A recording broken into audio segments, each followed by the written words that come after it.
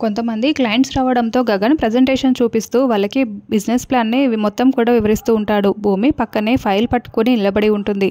చూడండి, మేము ఇక్కడ ఒకటి కట్టుబడి కట్టబోతున్నాము. అయితే ఇక్కడ పెద్ద కొండ ఉంది.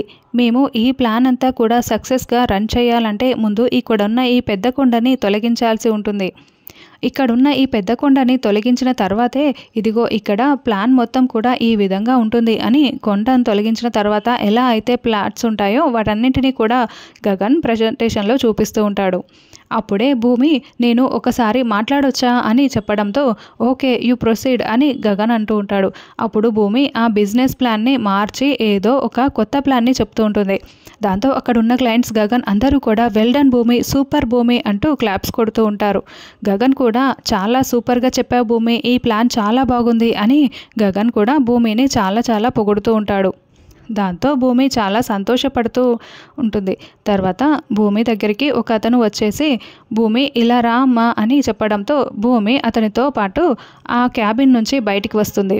చెప్పండి సార్ అని మాట్లాడుతూ ఉంటే అయితే అతడు భూమిపై చేతులు భుజంపై వేస్తూ మొహంపై చేయి వేస్తూ చాలా అసభ్యంగా మాట్లాడుతూ విసిగిస్తూ ఉంటాడు. దాంతో భూమి చాలా ఇబ్బంది పడుతూ ఉంటుంది.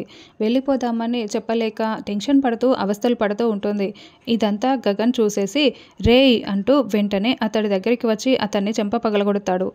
ఏంట్రా, ఎవరితో ఎలా నడుచుకోవాలో నీకు అర్థం కావటం లేదా? ఇక్కడ ఉన్నది ఎవరనుకుంటున్నావు అని వాడి చెంప పగలగొట్టి మరీ చాలా కోపంగా వాడికి వార్నింగ్ ఇస్తూ ఉంటాడు. ఇదంతా వింటున్న భూమి చాలా సంతోషపడుతూ మురిసిపోతూ ఉంటుంది.